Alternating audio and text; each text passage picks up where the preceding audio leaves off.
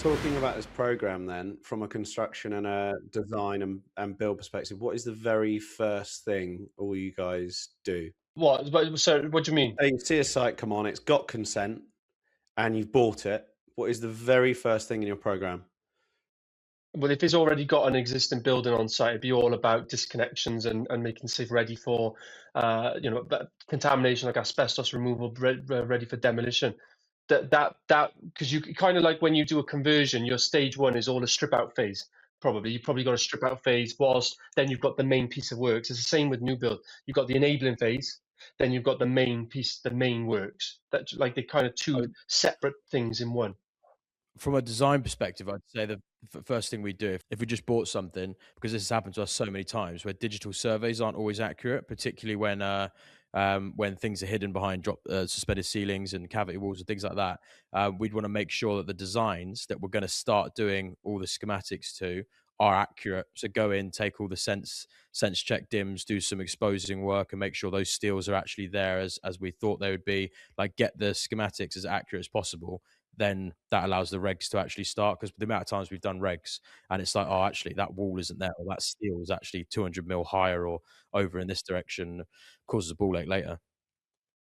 I'd say for mine would be site setup. So I'll be thinking about access in, access out, how we're going to build this site, where we're going to put welfare, everything, how we're going to get every bit of material to and from that site. Is it buildable? And then, prelims, and then it'll be utilities, I think, first. Get the site prepped. The easy bit's sticking board on the wall. Yeah. To be fair, like because I was assuming the site was planning and a lot of less, but really it's all even before anything goes on the ground, it is that planning phase that we were just talking about. Because there's that famous quote from Abraham Lincoln, is that if I need to chop down a tree, if you give me 6 hours to chop down a tree, I'll spend the first 4 hours sharpening the axe. And it literally is what most people don't do, including us. We didn't, and we've really tried to put that into place. My answers are almost identical to Stu's. We do a light strip to delist the building and get exposure to the fabric of the building so that we can start pulling together the tender pack. And then the most important one for us is actually Thames Water. Some Thames Water connections are taking like 20 months. So if we've 20, in our Princess Risborough scheme, I think our connections took 20 months. We had the site. We PC'd the site in 12 months, and we'd sold all the units. We're hounding no water, hounding them. Like you wouldn't with a watering can for a shower. We had one person every day. All we were doing was, driving to Thames Water in a newly bought tank that we had bought. And we lost all the sales because we couldn't get the connections. And it's not like we could put a Jenny on site and give the whole site electricity and get the completions over the line. It was an absolute nightmare. We lost all the sales and we had to resell them all again.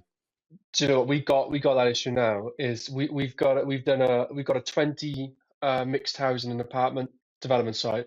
We have completed 94% of the works of the scheme value. 94% is complete. So as you could imagine, all the buildings are up and most of the all the internals are done. Yeah, 94% done of the entire job. And we had to mothball the site probably about 3 months ago, because we cannot get the final connection in play. And literally the site is closed. It's like a ghost town. And then there's now these rumors circulating on Facebook and stuff. It's like it's mad what happens when the public are left to their own assumptions. I don't know how these rumors start, but obviously people down the pub say, "Oh, have you seen that over there?" Yeah, it is, they've got like either massive. Dorian, massive... you know what you want to do. You want to get 2 big billboards out the site. One of them says slight delays in the project due to whatever your local water is. And then put another sign next to it saying open for inquiries, and put the water board's number on the billboard. So they're going to keep going, why is everyone ringing us?